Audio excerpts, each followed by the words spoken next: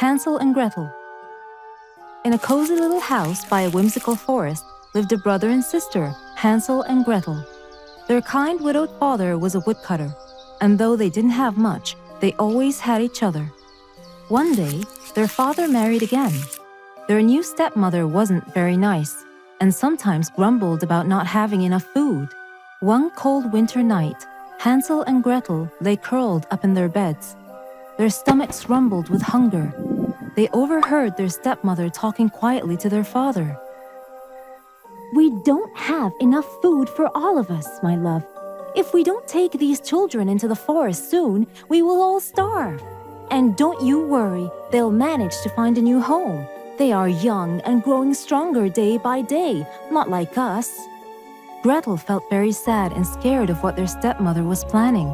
Her eyes filled with tears as she clutched her brother's arm. "Hansel, what will we do?"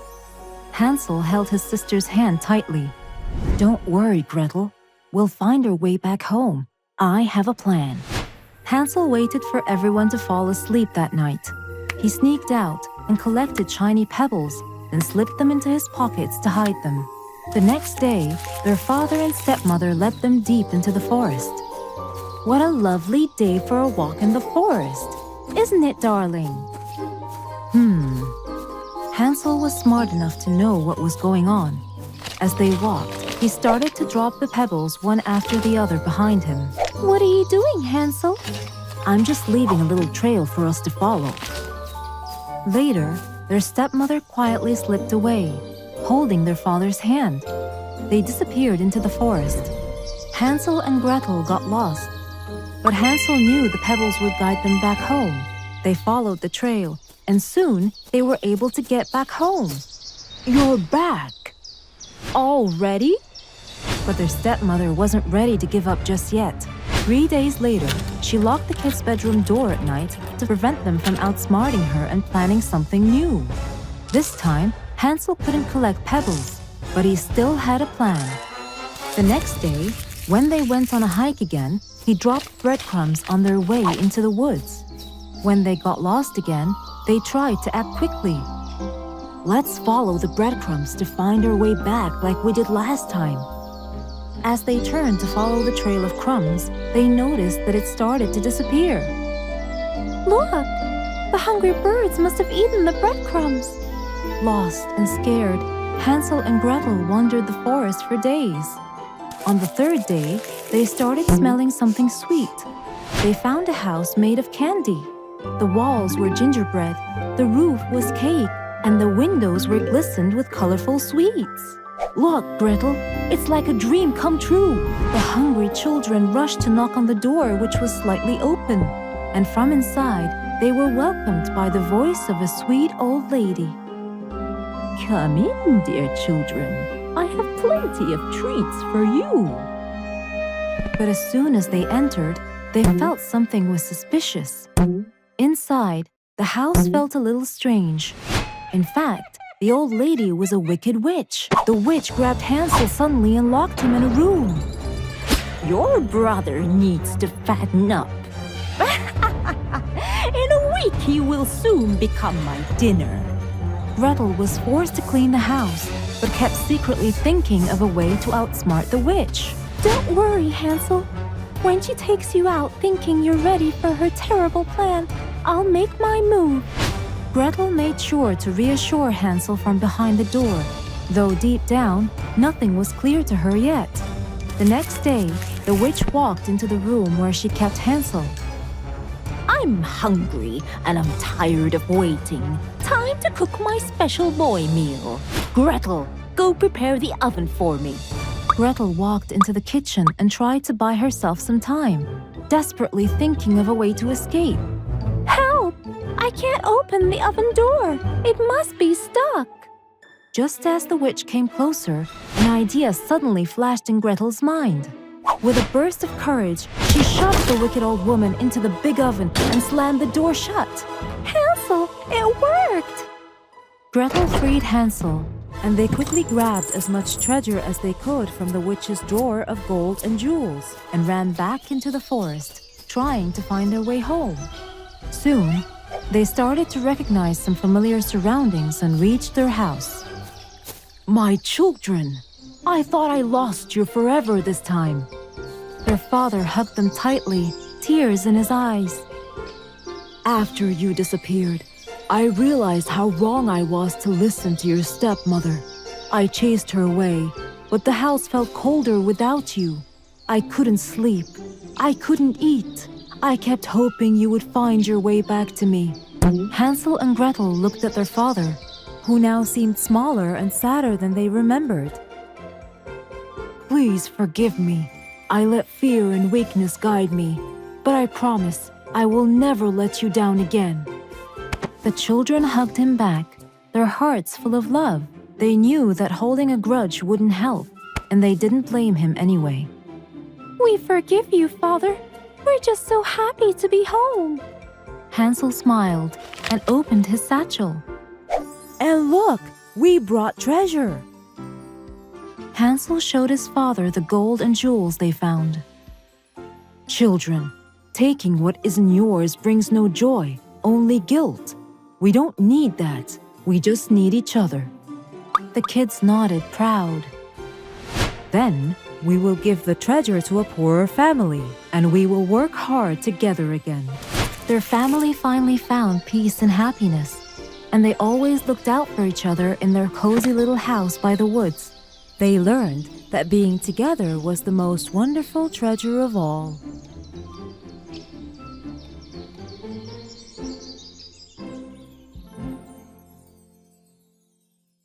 The Three Little Pigs. Once upon a time, there were 3 little pigs, Strawy, Sticky, and Bricky, living with their mama pig in a small house. It was time for them to leave their home and learn to live on their own. "My dear children, the time has come for you to go out into the world and make your own way. Go and start your new lives, but don't ever forget, whatever you do in this world, do the best you can. This is the only and the best way to stay alive." A little sad but excited, the 3 little pigs said their goodbyes to their mommy and set off. After a while, they found a piece of land where they could build their own home. The youngest, Strawy, was a bit lazy. He was determined to build his home with straw. He thought this was the easiest and fastest way to build a home. That way, he had heaps of time to play. Strawy finished his house in one day. He yelled out to the other piglets, "Hey, you guys, I'm already finished." "Oh, okay, but this house doesn't look steady at all." "Don't worry, nothing will happen." The middle piglet, Sticky, was slightly more diligent and constructed a little cubby house using sticks and twigs. His house took exactly 3 days to finish. This house was a bit steadier than the one with straw. "My dear brother, you've done a great job, but this doesn't look safe at all." "Don't worry, this house is very safe." While Strawy and Sticky were having a great time near their newly built houses, singing, dancing, playing, and killing time, the eldest of them all, Bricky, was constantly working because he didn't think much of their ideas. He was the most diligent of the 3 and decided to build a sturdy house made of bricks. The other piglets laughed. They thought that his effort was useless. Why would you bother with this when you can quickly finish like we have? Bricky didn't bother listening to them and worked for 1 whole week and managed to finish his house made out of bricks and rocks. The brick house looked lovely and like it could withstand the strongest winds. A day later, a sly and cunning wolf named Wiley arrived near their home. He first stood in front of the house made of straw, and he smelled the pig inside. He thought the pig would make a mighty fine meal. Little pig, let me in, let me in. No, no, no. Not by the hair on my chinny chin chin. Then Wiley, who was a very big, bad, and greedy wolf, showed his teeth and said, Then I'll huff, and I'll puff, and I'll blow your house down. You can't do anything to me. My house is steady enough. And so the wolf huffed, and he puffed, and he blew the house down in an instant. The wolf opened his jaws very wide and bit down as hard as he could. But with great effort, the first little pig barely escaped and ran away and went to Sticky's house to hide for safety. The hungry wolf continued down the lane, and he passed by the second house made of sticks. He smelled the pigs inside, and he thought about the fine dinner they would make. Little pigs, let me in, let me in. No, no, no.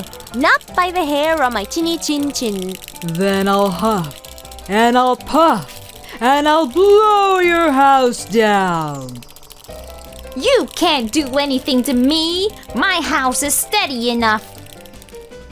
The wolf huffed, and he puffed, and tried to blow the stick house down, but it took a bit more effort. Eventually, he succeeded.